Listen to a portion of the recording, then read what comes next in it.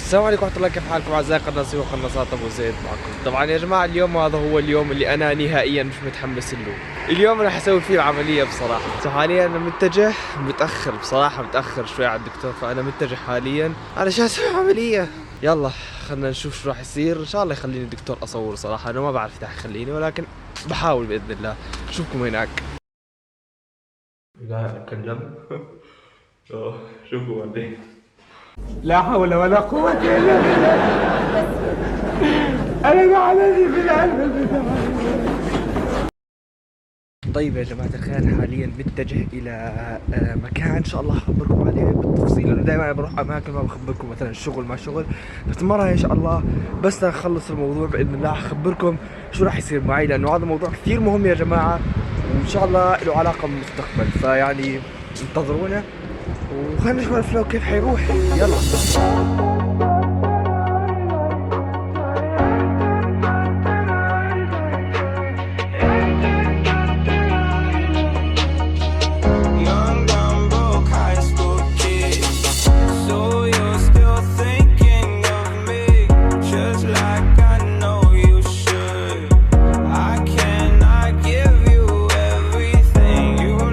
في مدينة ثانية ومضيعين المكان المفروض نروح عليه، ف مش عارف صراحة وين المكان، بس خلنا نشوف.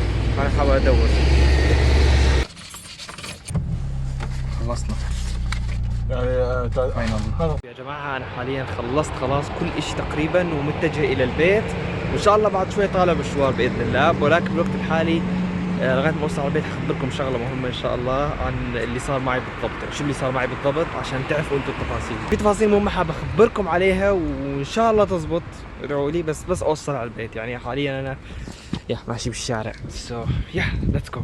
رجعنا على البيت وخلني اشرح لكم بالضبط اللي سويته اليوم. طبعا اليوم يا جماعه رحت على واحده من المؤسسات، او خلينا نقول مدارس، تعتبر مؤسسه تقريبا، وسجلت فيها. طبعا يا جماعة 30 شهر بإذن الله راح أبدأ دوامي. طبعا بس منتظر موافقة مكتب معين، مكتب حكومي، علشان أقدر أدرس فيها. الحلو بالمدرسة يا جماعة إنه حقدر أقوي لغتي فيها، والشغلة الثانية واللي هي أهم إشي عندي، واللي هي الشغلة إن شاء الله تعالى حتفيد القناة، إنه المدرسة هاي راح تعطيني كمان شهادة سواقة، يعني شهادة سواقة سيارة عادية، هيعطوك وظيفة توظف فيها، زائد راح يكون عندك شهادة سواقة بتقدر تسوق فيها أي سيارة. فأنا هذا الشيء اللي متحمس له أكثر صراحة، مش متحمس للدراسة، أنا متحمس لشهادة السواقة، لأنه زي ما بتعرفوا يا جماعة بالمانيا شهادة السواقة جدا غالية، يعني ممكن تكلف حوالي 1400 1500، في ناس دفعت حتى فوق ال 2000 يورو. 2000 يورو يعني تقدر تقول 8000 9000 درهم او ريال، يعني مبلغ كبير. فلهالسبب يا جماعه انا سجلت بالدوره هاي علشان نخلص اللغه وتقوى لغتنا، وعشان نشتغل، وعشان ان شاء الله تعالى اسافر. الدوره حتبدا اخر الشهر 30/10، فانا متحمس جدا صراحه. اوكي مش كثير يعني، بس انا متحمس شوي عشان السياره طبعا. حاليا يا جماعه بعد شوي، بس انا منتظر شوي، عندي شويه اشغال اخلصها بالبيت، انظف وكذا. ما خلص كل الكلام راح نتجه على مشوار. موسيقى جاده لو سمحت. انا رايح مشوار مهم يا جماعه. المشوار هذا يا جماعه راح يحدد شغلات كثير. المشوار هذا يا جماعه صار لي فتره باجله، ف مش عارف بدي ابدا الصراحه.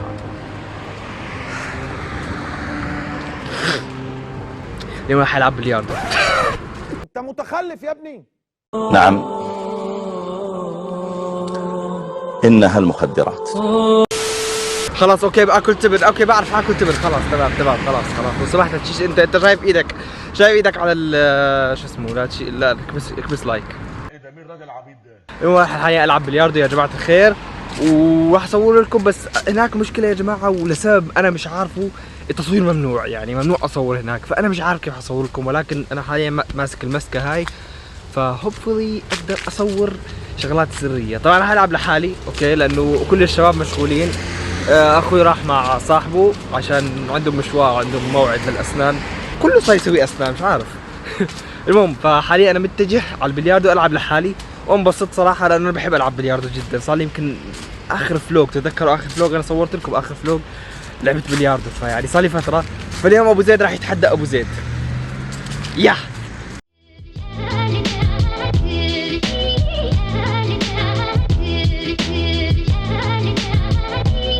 للاسف التصوير ممنوع، ولكن ان شاء الله هحاول اصور لكم على قد ما اقدر. هو ممنوع التصوير، المكان هذا معروف انه ممنوع التصوير، ف تجيب عصاية زي ما انتم شايفين. رح العب لحالي اليوم. يلا ابو زيد تحدى ابو زيد.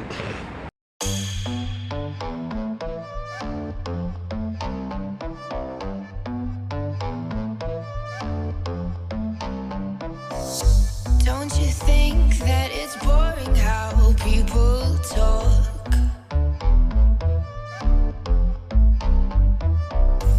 Making smart.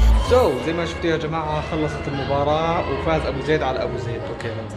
المهم خلصت يا جماعة المباراة حاليا. أوكي هدي شوفوا ريلاكس. فحاليا يا جماعة راح ألعب لعبة ثانية. طبعا ما حصور لكم إياها، خلاص صورت لكم آية تسريع مسرع. نشوفكم برا.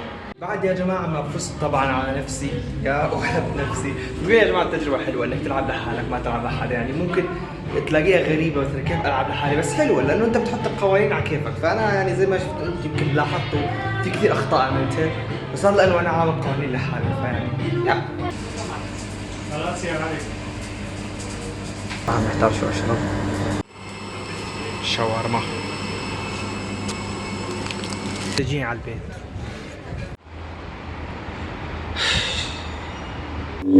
طيب يا جماعة حاليا الفيديو انتهى، ولكن قبل ما ينتهي يا جماعة راح اكلمكم النهاية عن العملية وتفاصيلها. وبصراحة حاب اكلمكم عن هذا الموضوع. الموضوع يا جماعة جدا جدا مهم بصراحة، لانه عشان الناس المقبلة على هالعملية بعطيك نصيحة، اذا انت فعلا مش محتاج تعملها لا تعملها. جد انا بصراحة استعجلت بالموضوع العملية. كان يقولوا لي دائما اذا عندك وجع، الدكتور طبعا بيقول لي اذا عندك وجع سوي عملية، ما عندك وجع تسويها. فانا بصراحة ما كنت افهم عليه كثير، فانا اقول له عادي اعملها ما في مشكلة، يعني مش لازم حتى لو ما عنديش وجع. فانا شخصيا ما عندي وجع. بعد كم من يوم عندي عملية ثانية حاعملها بالجنب الثاني، ولكن الحمد لله رب العالمين يا جماعة ما في اي وجع. فلهسه انا هروح هذاك الموعد باذن الله، حصوركم على اياه ان شاء الله، وراح الغي العملية بصراحة لانه فعلا ما في وجع. فنصيحة للي لسه ما كبر او مثلا حيعملها بالمستقبل، اذا ما عندك وجع بالمنطقة هاي لا تعملها، ما في داعي. بالعكس الاسنان هاي بتكون حلوة وبتكون يعني بتفيد اسنان، بتخلي اسنانك اقوى يعني. بس بالنسبه للعمليه نفسها يا جماعه جد يعني اذا اضطريت تعملها، يعني انا بديش اخوفك بصراحه، بس العمليه كانت جدا موجعه عن جد يا جماعه، مع انه حط لي بنج يعني كانت جدا موجعه. اذا بتقدر كمان انك مثلا تسوي العمليه مع بنج، اذا بتعرف البنج مثلا انك تنام على الاخر. انا كنت اسوي عمليه وانا صاحي، يعني كان يشيل اسنان ويخرم وانا صاحي. كان وجع يا جماعه مو طبيعي، يعني كان وضع صعب، ولكن الحمد لله بالنهايه عملتها يا جماعه. وزي ما شايفين حاليا الم خف الحمد لله. واليوم الاثنين وبكره الثلاثاء، فانا الفيديو قاعد اصور لكم اياه قبل بيوم من ما ينزل الفيديو هذا. هاي كانت نهايه الفيديو يا جماعه، اتمنى يكون عجبكم وتعرفوا عجبكم هاليوم ان شاء الله. باذن الله يا جماعه في اخبار كثير جايه قريبا بخصوص موضوع الدراسه، علشان نقدر باذن الله ندرس ونجمع فلوس عشان نقدر نسافر. عشان بس الناس بعدين تقول ابو زيد اوكي لو درست حاليا ما حيصير عندك وقت كثير للفلوقات او الفيديوهات. لا ان شاء الله حيكون عندي وقت باذن الله. حاول دائما اصور لكم حتى وانا رايح وانا جاي، اوقات الاجازه بحاول دائما اصور لكم. يعني تقريبا الفلوق هذا كله يا جماعه يومين، اللي هو يوم العمليه واليوم هذا اللي قررت فيه اطلع والعب بلياردو واكل شاورما وارجع. وان شاء الله يا جماعه بحاول باذن الله بالمستقبل انه انا اسوي لكم فيديوهات برا، يعني مو فيديوهات لا فيديوهات برا المنطقه اللي انا فيها. بس هيك هذا الفيديو، اتمنى يكون عجبكم يا جماعه. بس اتمنى تضغطوا على اللايك لو سمحتوا يا جماعه. اوكي شفت الفيديو السابق شو تكلمت كنت زعلان، بس اضغطوا على اللايك يا جماعه، وصلوا لكم عدد باللايكات واشتركوا بالقناه. شكرا بالمتابعه، كان معكم ابو زيد، الى اللقاء.